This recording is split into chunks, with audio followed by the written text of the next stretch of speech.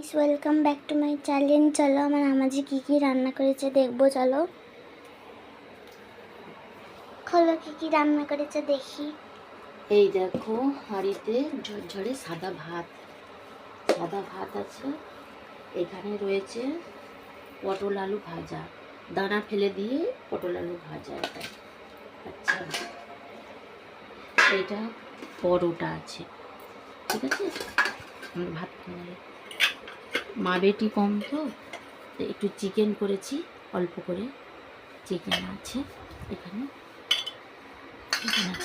এখানে রয়েছে মাছ ভাজা আছে এখানটাতে। তো বন্ধুরা আমরা এই কটা দিয়েই লাঞ্চ করব। হ্যাঁ, আর আম কাটা আছে এখানে, আম আছে এখানে, আম আছে বন্ধুরা।